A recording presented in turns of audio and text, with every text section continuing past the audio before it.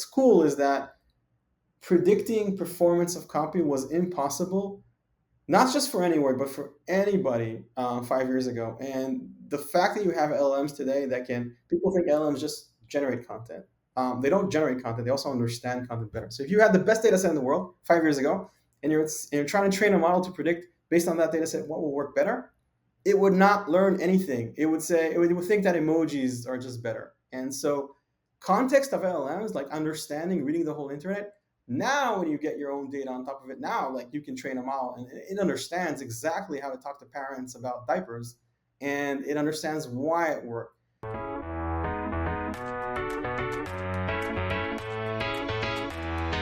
Hi, I'm Greg Stewart, CEO of MMA Global, the international nonprofit trade association for CMOs who are focused on architecting a new future of marketing. I'm Rex Briggs, an author, market researcher, measurement inventor, and entrepreneur. Hey, Greg, you have been in the marketing world for so long. Anyone with Are you saying I'm old, beard? Rex? Is that what you just said? You said old, right? I look old now with a beard. I'm just saying, look at your beard. If for anyone on the video, he's been here exactly. a while. Okay, yeah. And I think you know that our brains as marketers just don't work like the rest of everybody else. I mean, we're kind of wired differently. We develop biases over time, especially if you've been doing this for decades like you and I have. And the way we approach problems, the way we think about customers, et cetera, it's just different, right? Yeah. And no, listen, there's definitely things that come into when you're looking at business ventures, or it's even the things that I kind of evaluate when I've done a lot of angel investing over the years. Like I'll tend to look for somebody who's got some direct experience in an area that then they saw a new opportunity. You know, like if you know the Slack story, by the way, it's very funny. They were building a different business and they created a tool to satisfy internal communications. And it turned out Slack, they sold the thing for billions. So, you know, a great job. It might be the kind of thing that sort of, you know, maybe just finance people would ignore, but it's really, what is that experience? And in the case of our guest today is going to be like, how do they do it differently, or how have they done it before? Yeah, and I think that difference about how marketers think differently than other parts of the organizations is the crux of what we're going to be talking about today, because our guest argues that the one-size-fits-all approach to enterprise AI is just not going to work because the specific needs of different business functions are more important. And so he just happens to focus on marketing, lucky for us. Mm-hmm. Hence decoding AI for marketing. So listen, we're excited today to have Yaniv Makover. If I say that right, Yaniv, yes. You make sure I got that there. He's a co-founder and CEO of Anyword, about a 3-year-old venture, although long in the gestation of his thinking here today, which is an AI writing platform for enterprise teams, for enterprise marketing teams. So Yaniv, thanks for joining us today. Thank you for having us. Yeah, and Yaniv, maybe start by telling the audience a bit about why you did this business. What was it that you saw in an earlier startup that led you to say, okay, this is something we need to tackle now? Yeah, so Anyword's the second startup. I'm part of the founding team. First one was a startup that as a SaaS platform primarily for marketing teams for publishers, so like companies like New York Times or CNN or NBC, and use that product. And then one thing that we learned from just helping marketing teams for publishers is that they create tons of content, and it really, really matters what words they use in their messaging and their copy. And it's very hard for them to get it right. So we'd see like a lot of variance between different partners and also between different writers of the same company. So how well you know your audience, and it's super hard to get it. There's a lot of biases, and just we knew that there was a real opportunity to help every marketer, not just those teams, and they're like the best writers, like just to help every marketer, not just like world-class marketers, to actually improve the performance of their writing by just giving them some insight about what works, what doesn't work. And it's not the end all be all of writing, but we thought that would be a really important change that we can make in the world. And we were also very bullish on generative AI, or basically LLMs, since way before ChatGPT, so like in early 2018. And then so we thought, okay, this is coming. And I remember telling investors, everything that you're going to read is going to be written by AI or assisted by AI. And there's like a lot of investors thought we were like crazy. And the thesis was, okay, once this is here, the problem is that you can now write the same email in 50 different ways, but you can't send 50 emails. You need to know which email to send. And then this is what Anyword is going to solve. And so that was kind of like the thesis, and we've been working on. And you, Sorry, go ahead. well, and why did you start with? And you're not doing editorial within those publisher organizations. You were focused on really supporting the marketing team specifically within those editorially driven publishers, correct? Yep. The end goal was, or is, or the vision is Okay. actually to change And all writing, but marketing content is measured in a much easier way. So it's easier to see if your thing works, and there's like, was it mostly was it mostly in support of their new subscriber efforts? Is that probably where you saw it show up the most? I'm assuming is that is that what you were going after within those organizations? so some publishers' business model is around subscribers, others is around ad revenue. So they want to just get people on their website to click on ads. Other people are just trying to build an audience. So if you're going to read an article about how people migrated from Manhattan to Brooklyn, or sorry, from Manhattan to Brooklyn, is that going to drive more engagement around your website? And then so I like either top of the funnel or bottom of the funnel metrics. Okay. And there's also an e-commerce component to it. So some publishers have reviews and they sell products and stuff like that. So really kind of like all sorts of Hey, use cases. hey, what?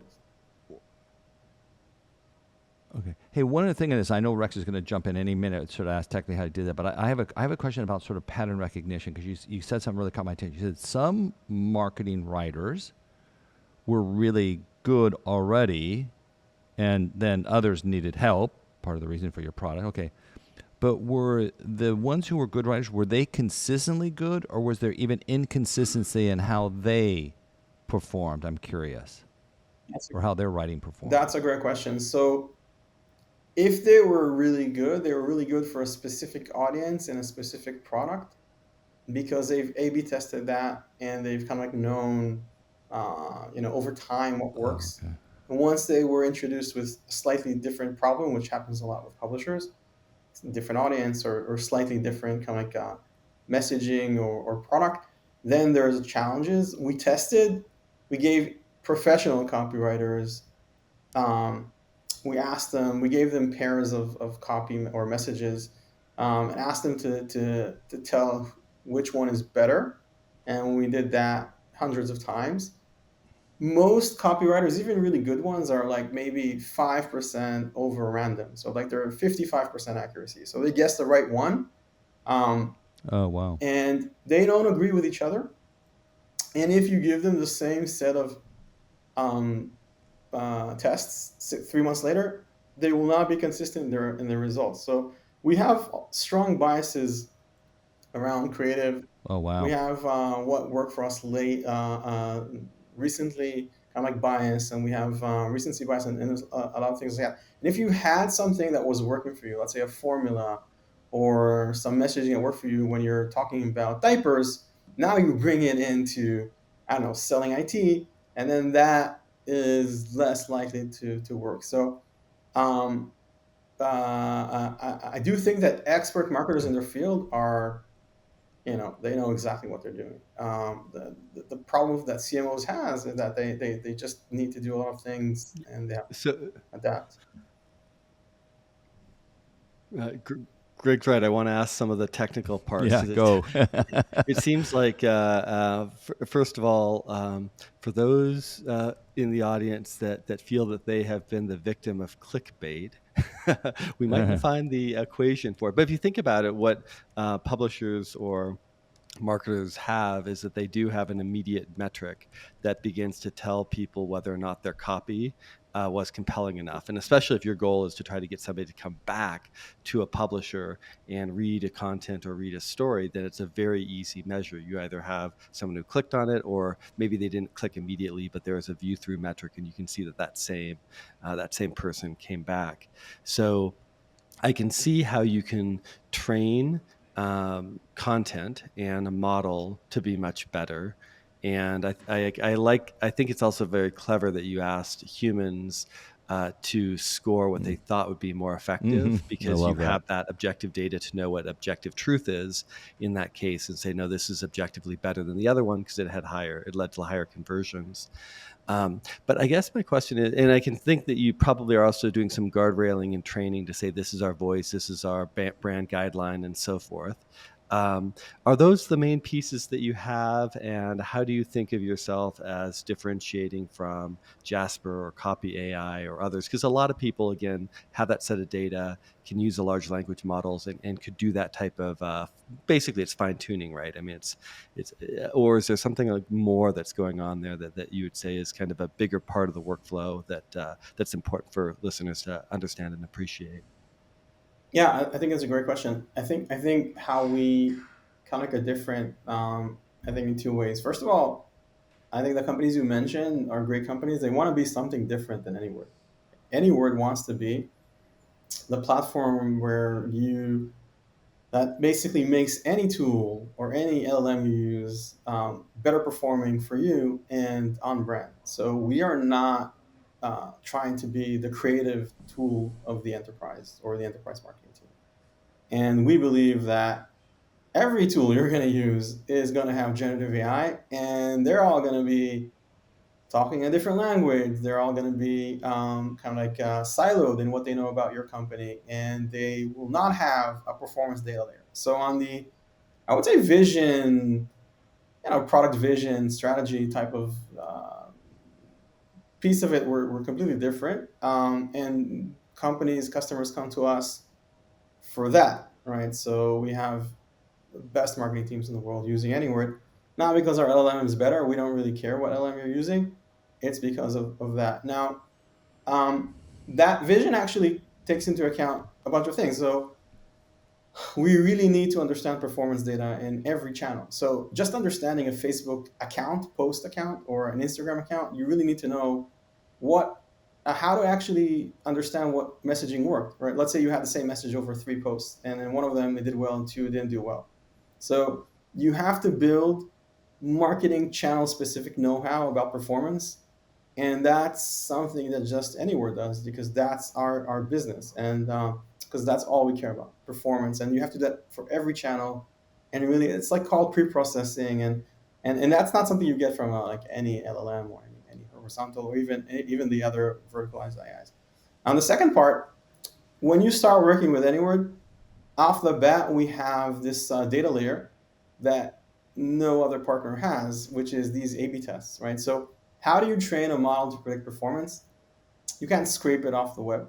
You can't go to a customer and just use their data. So you think about the best marketer in the world, they haven't A/B tested that much. So they have what we call sparse data. Their data is not enough to train a model. And so Anywhere has a very large, unique data set of A/B tests of messaging. And without that data set, you basically cannot know which one will work. You can fake it or hallucinate it like an LLM does, but generally it doesn't really know. And so in this case, the size of your data set matters. And it's not even the size, it's the quality of the data set. You really have to test two messages, same time, same product, same audience, and figure out which one did better. And you have to do that lots and lots of times. And so on the technical front, we're different, and not just like who we want to be, I think we're positioned differently.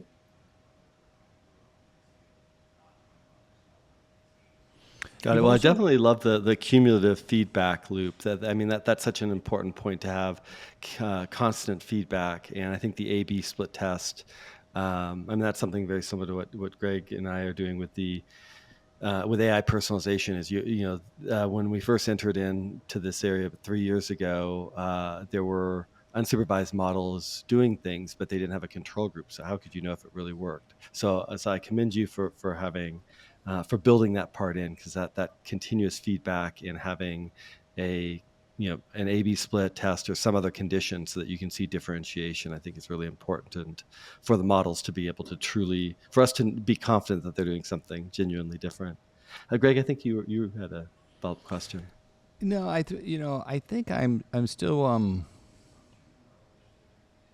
you said something interesting there, kind of caught my attention, and so I'm wondering, are you going so far as to create different copy for different audiences under the same kind of messaging? Is it gone that far yet where you are, or are you creating a singular message? I mean, listen, I don't know if you can split up a blog post, and some of the things, a landing page, but I don't know. Do you create different landing pages then for different audiences? Are you going that far? Because that's part of your product.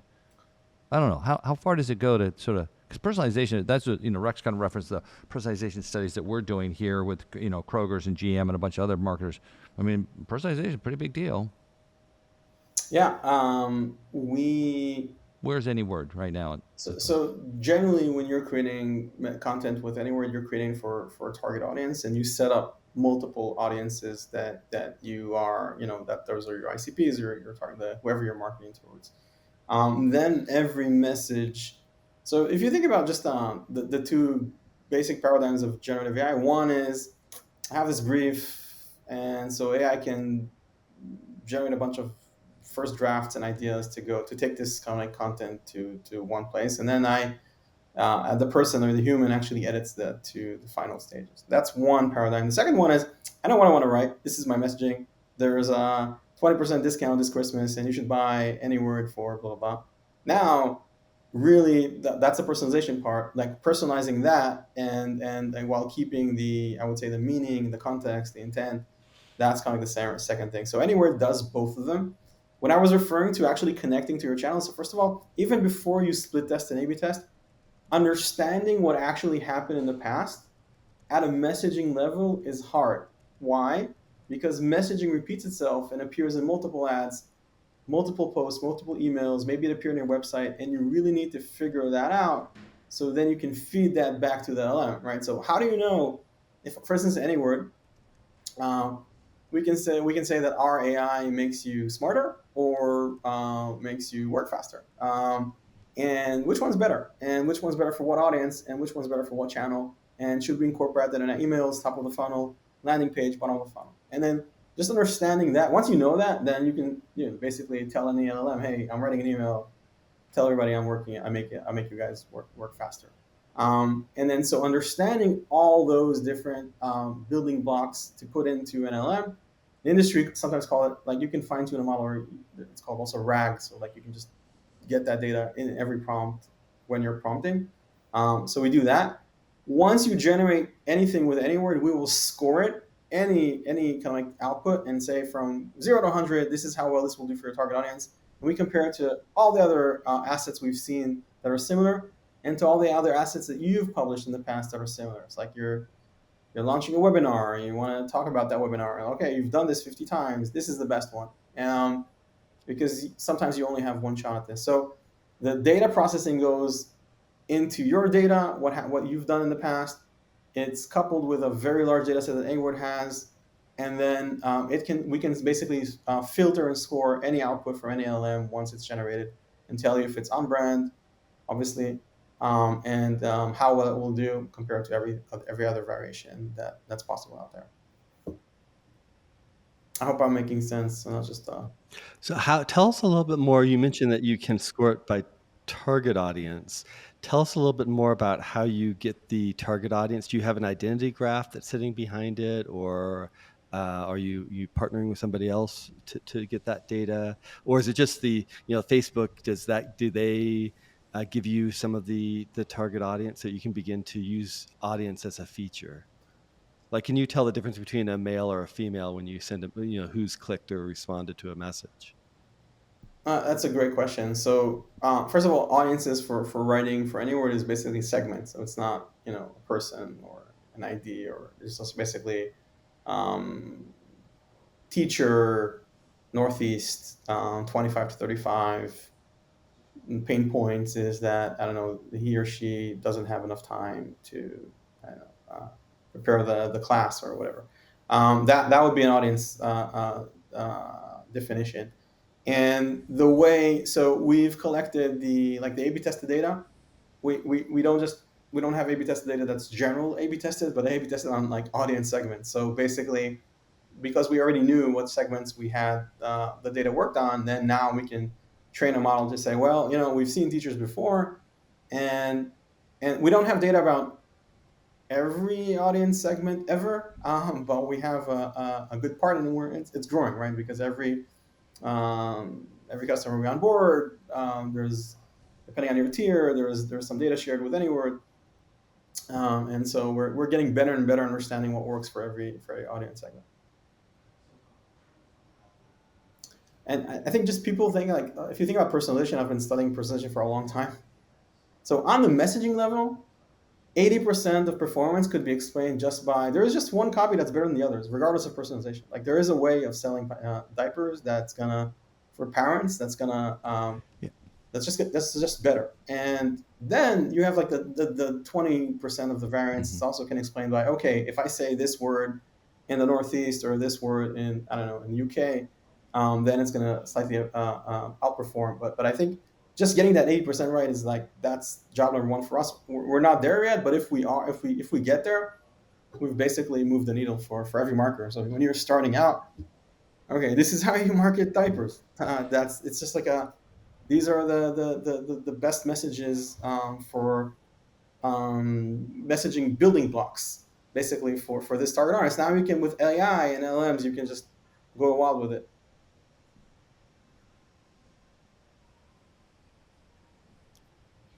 Hey, let me ask you a question about that though. Sometimes, listen. Sometimes we can't. I mean, the beauty of AI, because we're learning from our personalization studies, is that you can't always predict what's going to be best, right? As humans, we can't, and we certainly can't even respond sometimes.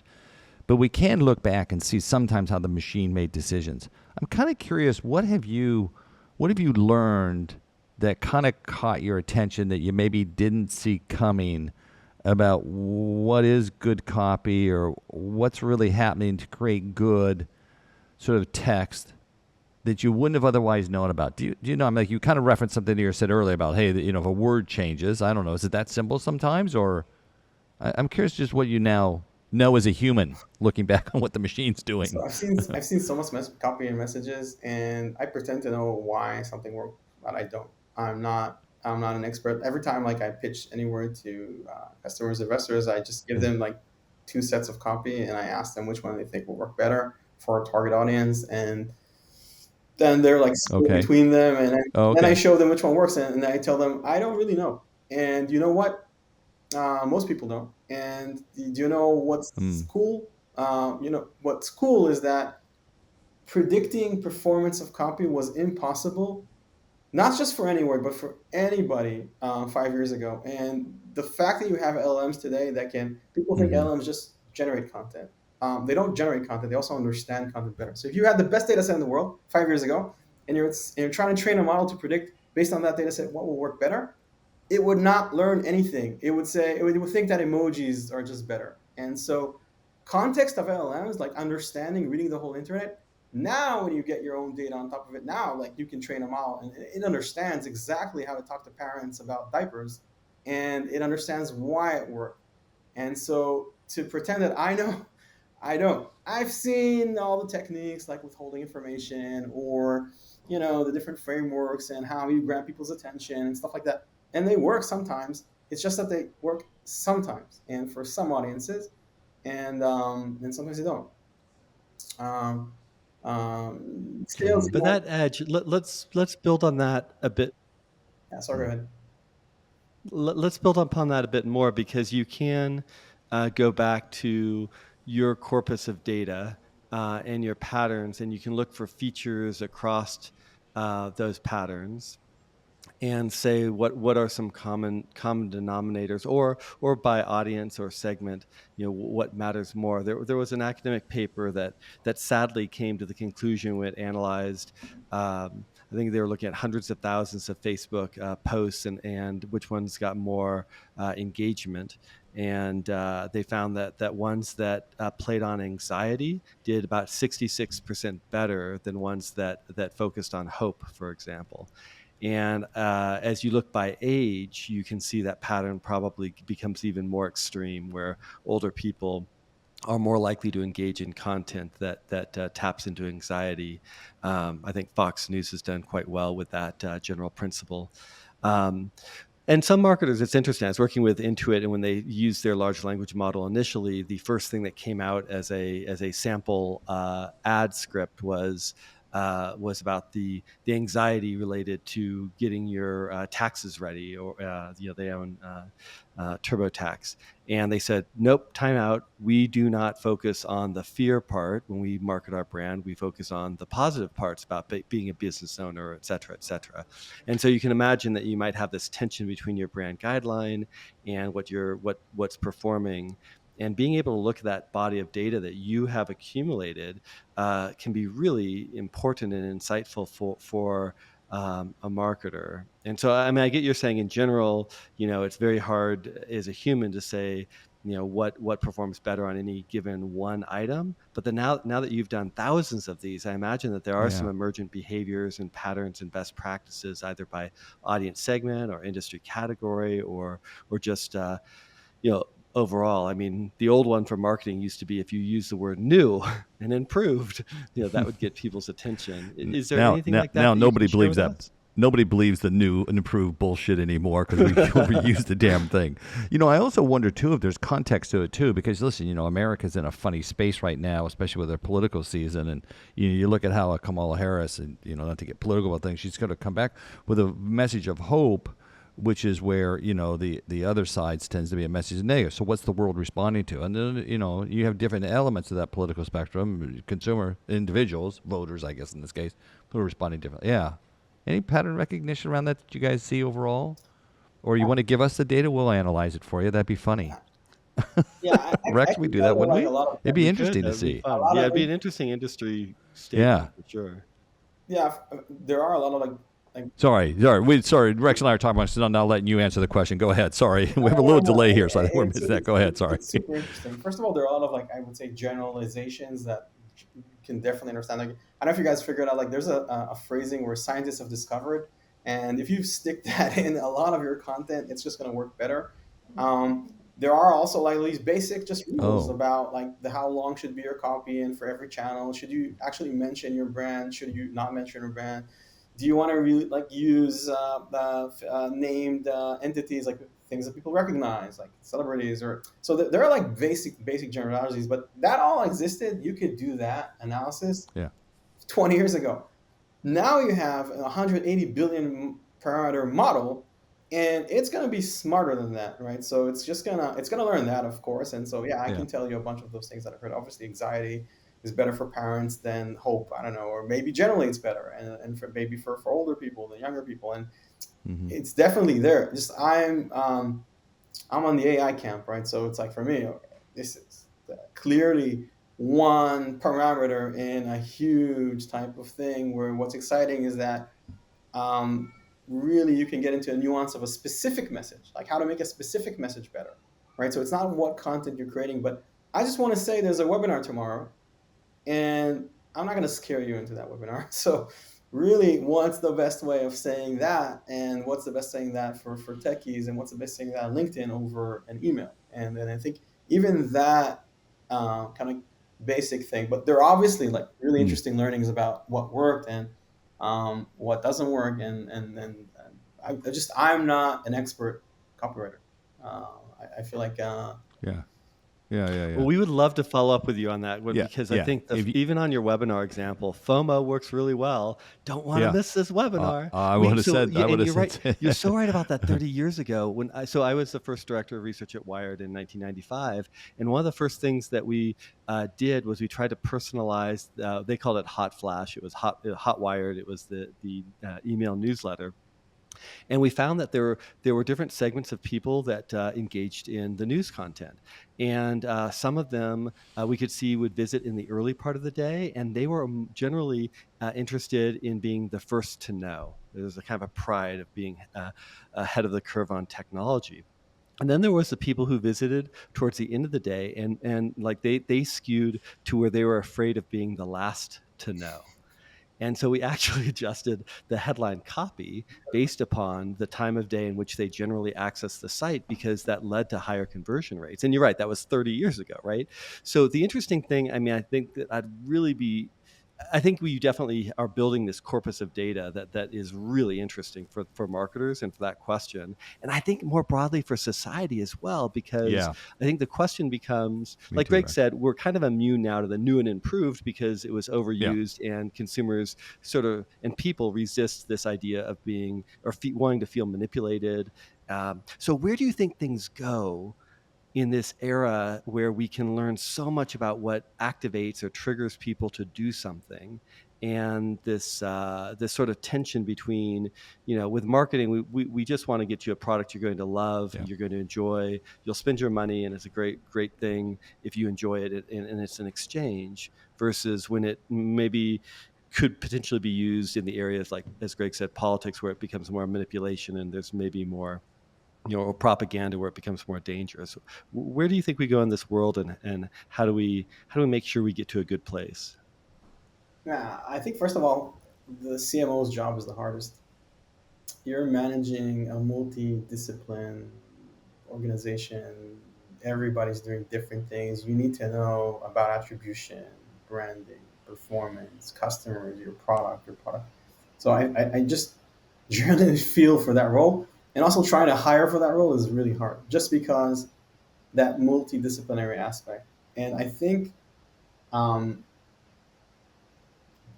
we are now, I think, at an age where we can empower CMOs with just a completely different scale of tools, like just way better than before, to make their jobs easier, both in understanding what they should be doing, like how to find their audiences, how to talk to them, how to tell their story, and measurement. Everything is just going to be way better. And I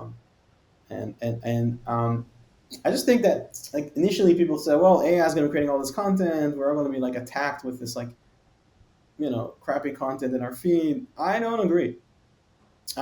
Even before AI, there was a several thousand people writing stuff to you every day and trying to get into your feed. Your feed is a limited amount of messaging you're seeing anyway. You're seeing same number of posts in whatever feed you are, and probably the same number of emails in your inbox.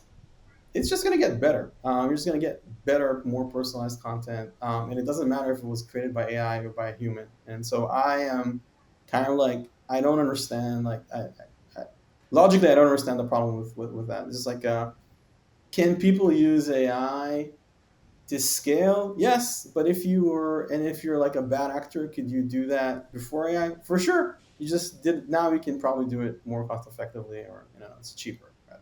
But like, bad actors, I I don't think you could have done it before. I don't think you could have done it before. I think you're going to have AI to do it, right? like people that are I mean, like that's your whole thesis, right? There's no way people that you are can't do like it personalized enough. joining Well, I chats, think you need.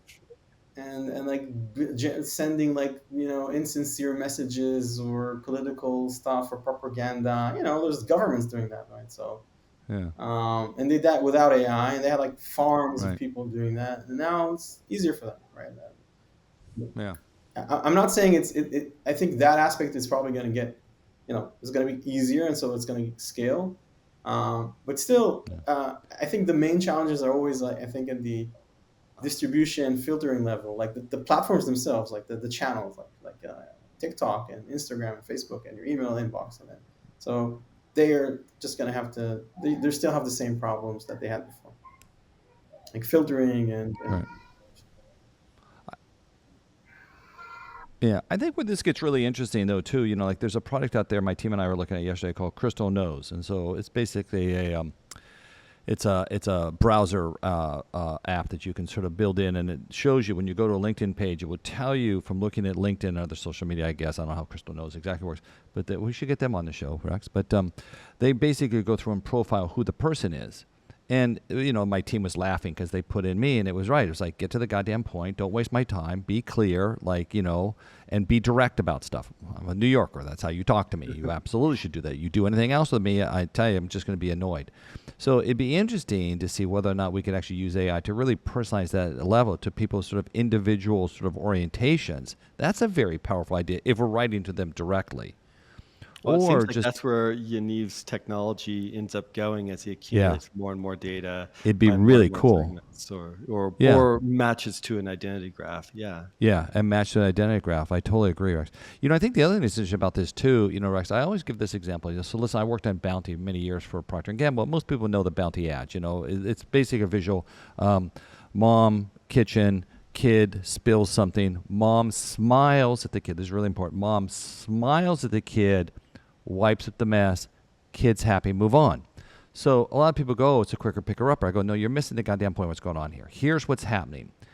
They are trying to reduce the tension within the family. They are sort of acknowledging that they don't have to create moments of shame with the mom. What she typically wants to do is yell at the kid or scream at the kid. Bounty takes away the desire to have to do that. Their peace and harmony is restored. She feel, in the case that's very, sort of using sort of a gender here, but like the mom is happy. She doesn't feel a sense of shame. Hasn't destroyed her kid's life and not put the little kid into therapy for the rest of their lives. That's what's going on in the Bounty ad. So I think the ability, I don't know, is AI going to get so far that it can start to understand that sort of underlying psychodynamics and bring that in? Because that's what Bounty and P&G are spending money to figure out. All these brands are spending tons of money to understand those psychological dynamics. Does it go that far? My perspective. This is Yeah. What do you think, over Yaniv? my pay grade for sure. My perspective is that yeah, this is a complicated question because I think you have a narrative about why that ad works, and the narrative is like what your explanation is for that. Mm-hmm. And I think the problem with Well, I know the research of how that ads work. exactly, I know the research behind it. I know what Bounty did to get to that to that Yeah, understanding. yeah, but what Yeah. you just hit on, and Yaniv, you saying above your pay grades, I think probably right for now, but I think that will change. And what you just hit on, Greg, and what Yaniv, you just hit on, is the difference in the objective function. Right now, the objective function for Anyword is very smart, which is the conversion rate from that piece of content. The question will be, can we create objective functions that are bigger than that are that tie back Mm-hmm. into Greg, and I know P&G really well. They always do phenomenally good research. So Yeah. if they have a cultural insight or something deep, but the hard thing is that data doesn't reveal itself as easily as somebody clicking on something or somebody Right. reading something. It's a bigger, deeper, more complicated thing. So how do we begin to get those measures in? Because otherwise we end up kind of sub-optimizing for clicks, Yep. when what we really want to optimize for is the brand relationship and the appreciation. So Right. that's your next mission, Yaniv. Solve There we that for go. us. We'll have you We'll, back on the yeah, show we'll, and we'll we'll help talk you. We'll more. help you But work on it. you're doing something great already. But We'd help you work man, on that that's the one. big one. That would be interesting. Enter the creative brief, the underlying psychology of the creative brief, Rex, right into the sort of message. That would be pretty powerful. Well, and the hard thing really for AI is how do you get that data signal back? What Yeah. is that signal? Because Oh, you guys, right, you guys right. did psychological research, How do you you did depth optimize? interviews, you did Yeah. anthropology, you did all kinds of things to come up to that insight, but that doesn't show up in the digital data stream and, that and, we can and, and that optimize on data was today. labeled. And there lies You the gave it challenge. meaning because you knew what you're looking at, and it's not just like Yeah. clicks in the Yeah. internet or conversions. You knew kind of like you have to label data with your meaning and your kind of like understanding as an expert. And then once, basically, in every data science problem, once you've labeled the data the way you understand the world, now the model is biased towards that. So, and so when people like Yeah. think about, I think you can probably do some very verticalized specific stuff better Yeah. than general things. But there's some things will solely Yeah. remain within humans, right? The humans will do that. I think AI can help, but you still have to like give Yep. meaning to what you care about and label that data. Yeah. Yeah. Yeah. That's I Well, think a and good point. that's really where some of the things that's worth experimenting with is. Right now, we're using, as you mentioned, you're using clicks and conversion rates and so forth. But one of the things that we've tried to set up for the AI personalization is the ability to ask a brand question or a series of survey questions, because to your point, those become labeled data. Uh, So, maybe that's something to investigate or explore and see how it works. I know that we're getting towards the end of the time we have together. So I'd love to hear what you think. You've talked about, where you see the hope is and where you see the industry going. Maybe you can talk a little bit more about that and then share with us what you think is perhaps maybe overhyped or the wrong direction for people to be going, Yeah. to kind of, wrap up this show for us. Yaniv, what do you think? Yeah, I'm super excited about. We're just very very early in AI adoption. I think people or marketing teams still struggling to kind of Yeah. incorporate into their workflows. How do we do this? What's our like roles and responsibilities in the organization? Who does what? Yeah. How do we create a brief? Who edits it? What's the like? What happens? How do you measure it? What's the feedback loop? So, Anyword is building. I would say a very specific part of the whole thing. So this is the performance layer. We will tell you if this works or doesn't. Now, there's other things that are still forming around us. Like how does this connect to your HubSpot, or how does this connect with I don't know your Google Docs, or what's your workflow? And I think that's changing around us. How does text relate with video and images? And those are really interesting things. I think um, I think we're going to see a lot of these very specific verticalized solutions to like that are going to give like a lot of impact. Like Anywhere, like okay, use ChatGPT, fine. Anywhere's going to tell you what will work better. Use Gemini. Anywhere's going to tell you which how to prompt it and also what's the best output. Um, it's going to be interesting also to see if you're going to use AI on each specific tool. You're going to use the Facebook AI, you're going to use the Google Ads AI, you're going to use your ChatGPT AI, or you're going to use that specifically in marketing. There's a lot of AIs. Or are you going to use just like a one, or you're the enterprise horizontal assistant? Is that going to play some part? And I think those are all like things forming, and bets are being made. Um, um, I think just generally, I'm a big believer. I don't know if it's overhyped. I don't think that the enterprise horizontal assistant is going to, solve a lot of the vertical problems, specifically marketing. I think there are other like teams in the enterprise that probably need their own tool. The reason is that like even if you're writing an email and you need like about next year's projections, I don't know, for the company, and that AI is pulling data from everything it's seen.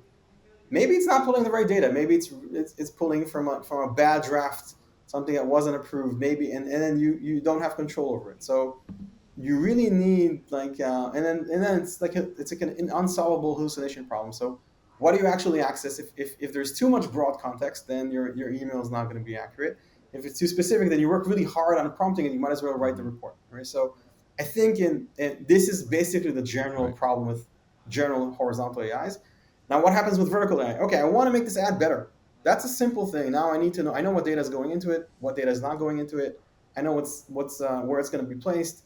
And so I think there's a lot to be said about solving specific problems, because then you can basically rearrange the context and the data going into the generation much better than in a horizontal type of thing. Where I think horizontal AI is going to shine, your assistant is like, you're going to ask it, like, what's our tagline? It will know, right? So it's like just basically more information and extraction at the basic level. I think it's super powerful for big companies. But I think every team in the enterprise will have Yeah. a good vertical implementation. Yeah. That Yeah. is an astute observation to end the Because words show matter. on. Because words matter, Because right? words matter, and it's almost like a mini expert systems for is why the vertical might win, which is kind of an ironic twist to the push towards general AGI. So with that, I think that's it for this episode of Decoding AI for Marketing. I'm Rex Briggs. And I'm Greg Stewart. Be sure to catch all our episodes, plus subscribe, follow, rate, and review in Apple Podcasts, Spotify, or your favorite podcast app. And you can get transcripts and more information on our website, Decoding Marketing. Or actually, it's actually Decoding AI for Marketing.com. And to learn more about MMA and membership options, go to MMAglobal.com.